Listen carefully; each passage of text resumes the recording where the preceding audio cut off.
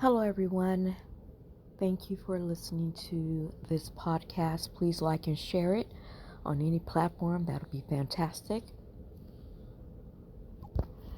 So, there's a subject that I've been hemming and hawing on waiting for the creator of the universe to kind of guide me on it.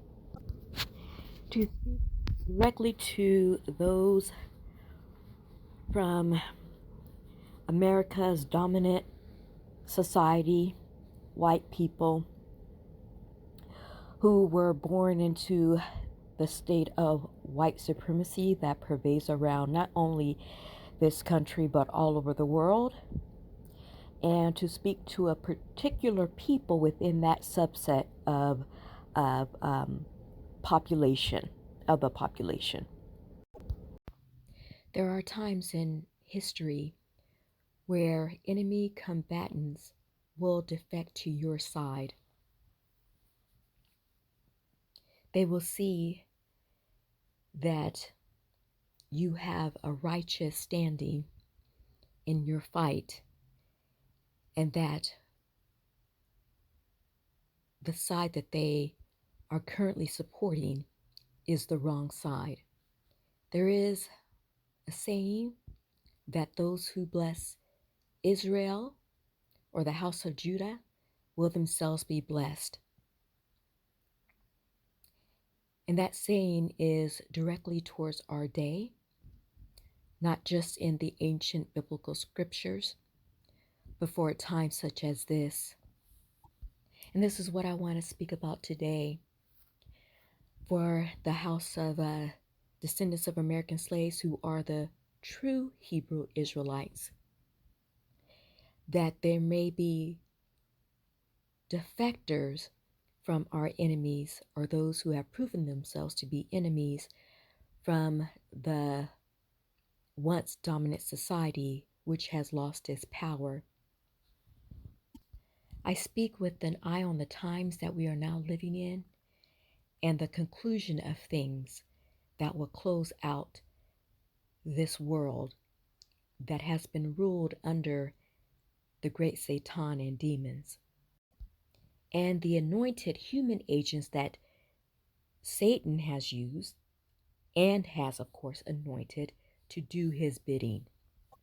This clarion call is actually not for Satan's anointed, because they are committed unto the grave, but it is for those that may have either worked closely or within their sphere of his influence in high places of wickedness, but have been turned around from their bad ways or have been kicked out of the dominion. It is these ones that are more or less possibly from the Caucasian race that hold keys and tools that can be used to help themselves and their families and friends. You are not going to be able to help the whole world because it has to go down, but maybe you can help some, especially if you are a good reader of the times and signs that are now showing themselves at this very moment. And in particular, I want to focus on that there are possibly two different kinds of white people. One, each of them have had the mark of white supremacy fashioned onto them. And the majority of them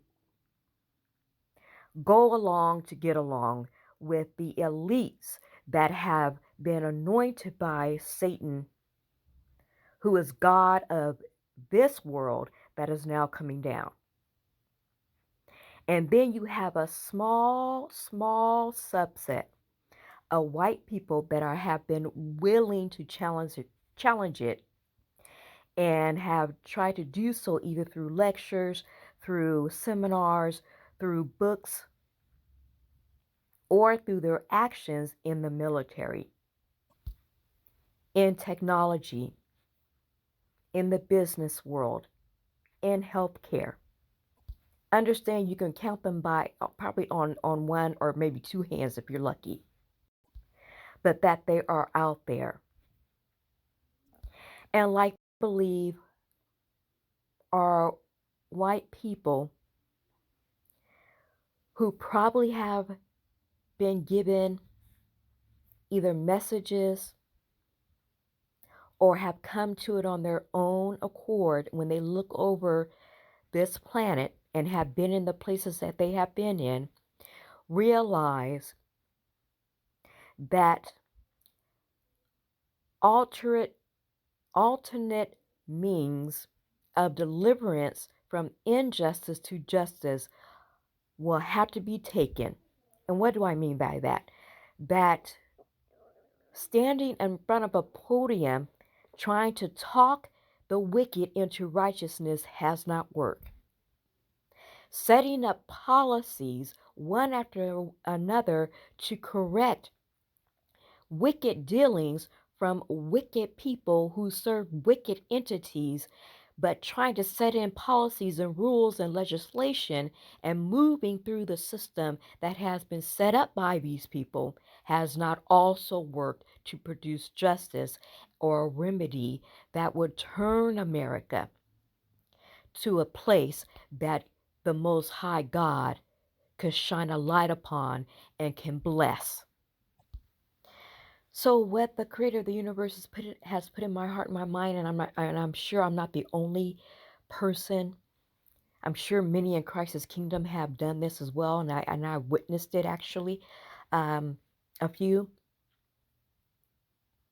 in person and on screen and on the net have given enough information that these white persons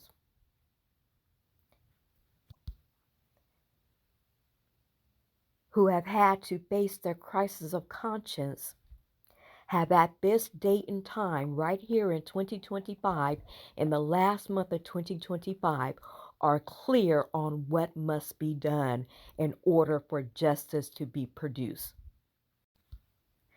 But I fear that they are like Lot's wife, that they are like the people of Noah's day, that they are refusing to act now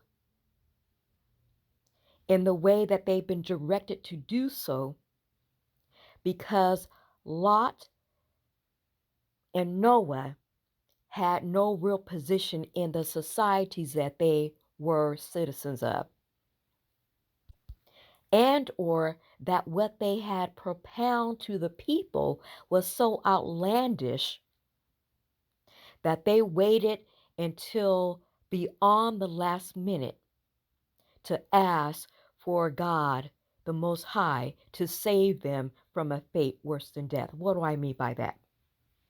In the story of Noah, the people of his world watched him build this ark. This is what the story says, right? And we can imagine that Noah probably told them why he was doing, or maybe they inquired, maybe they didn't, but they were aware that he was building an ark, or he was building a machine that was going to protect him and the animals and maybe even them as well, because that there was going to be this flood coming, something that was going to utterly destroy the world, or at least them. And they didn't do it. They did not listen. They didn't help him. And they waited until the doors were closed and the rain started to come down.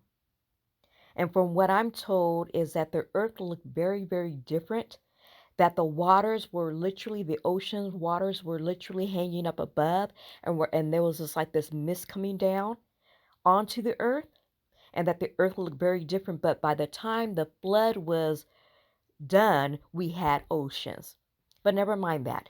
The main thing is that the people then started beating on Noah's door saying, let us in, let us in. And Noah told them, I can't let you in if I wanted to. And my belief, and as I was sitting here thinking today, what the creator of the universe brought to my mind is that not only did he seal the door, but that he had changed the inner lining where Noah was standing. He had changed it, almost walled it off. So that when Noah said, I couldn't open it even if I tried, it was because the opening was completely walled off from Noah. Now, I could be wrong, but this is what was the download for me today. Now, I'm going to go to Lot's wife with Sodom and Gomorrah and the two angels that had went in. And you can read the story in the Bible, but they were warned that, God was going to destroy and annihilate all the people, genocide them, and that Noah and his wife and his two daughters were to escape, which they did. They got out of the city, and Lot's wife looked back and turned into salt because she loved the people so much. And that she may have had some um, dealings that had her heart attached to it. And so she really didn't want the city to be destroyed, even though she was aware of the wickedness that was being practiced in the city. And so I liken the people, those of the Caucasian race, to those two examples. Waiting until the last minute. They know they got to do something. But the all powerful people, the power of the group instead of the power of the one, has overtaken them. And I fear that they'll wait beyond that last minute to where they can't even be spared the force of Armageddon because of what will be required of them. Now, I'm going to make this a part two because I want to get into what is required of these ones that have, in a sense, been marked by Christ's kingdom administration, and in the fact that the communication is getting through to them, but they're not making moves on it. They're not engaging Noah properly, because part of that engagement was to help Noah build that ark. They're not engaging Lot and his family, and some of the weird things that they allowed the city people to do to these to his family, that the angels had to come. And I want to speak about how that applies to our day. So I want to say that the time is now. The time is now. It's not tomorrow. It is now. And there is a notation about the destroyer in the Bible, and that the Most High God would send the destroyer to the earth to deal with that nation, to deal with Mystery Babylon, to destroy it. And I suggest to those individuals that the destroyer is already here, and that they will have command over even the angels. But I'll get into that in part two. Thank you for listening.